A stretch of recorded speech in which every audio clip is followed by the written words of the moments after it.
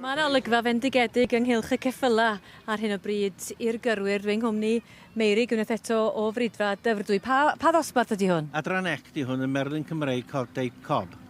Mae'n mynd fyny 13-2 hwn. Eto mae'n mynd ar symudiad y Merlin. A mae'r beirniad di wneud i dewisiad ola fan hyn wan. A mae'r cyntaf allan fewn ar ail trydydd 45 i fewn. A fydd o'n gorffen mewn 2 funud wan.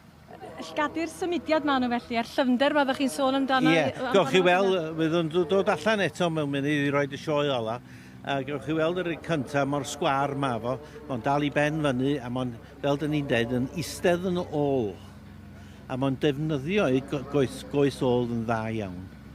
Wrth edrych yn gyffredinol ar y ceffylau sydd yn y cylch, sut mae'r safon eleni o gymharu ag o ran faint sy'n cystadlu? Ie, dwi'n meddwl bod y rhif lawr, ond fel ydych chi'n gweld mae'r safon dal yn dda iawn. Mae'n waith di mynd fewn i'r merlod yma. Mae'r gostau, dwi'n ame bod yr un cyntaf wedi dod ochr Llundain. Mae'n gostau wedi bod i fwydo nhw, i paratoi nhw, i dorri nhw fewn.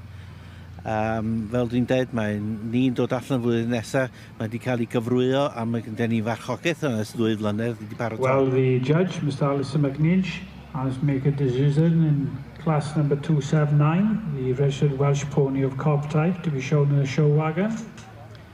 Number 1 is 2301, Miss C. Granger and Mr. G.P. Mitchell, Cargassa Silver Shadow. Ydych chi'n gyfarwydd Llundain, ie? Dydw, Llundain, ie. Ochr Llundain lle mae copiau mor boblogeth yna. Mae Llundain wedi prynu gymaint o'r bryd o Gymru, o Sir Geredigion, o'r canolbarth Cymru, a dyma i bryd nhw, a maen nhw mor dda efo nhw. Maen nhw'n rhedeg nhw ar y strydoedd o Llundain, a maen nhw'n defnyddio nhw i bob peth.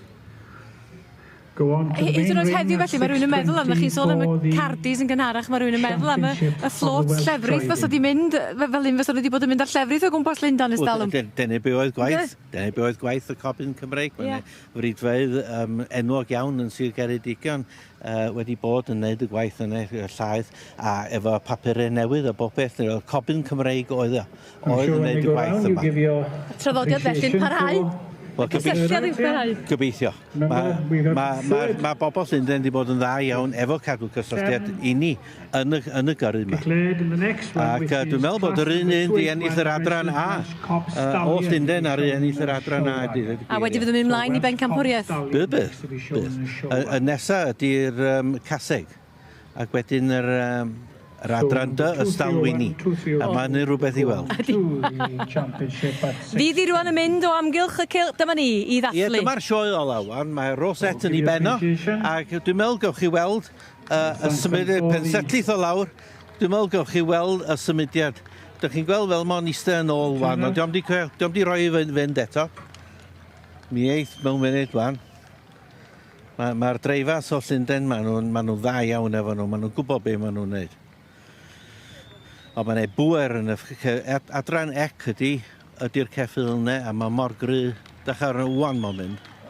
Dych chi'n gweld y symudiad yn y goes flaen? Bendigedig. Yndi, mae'n bendigedig, yndi. Mae waith di bod yna. Dyn nhw'n gwneud yn byd arall y boes Llundain yma.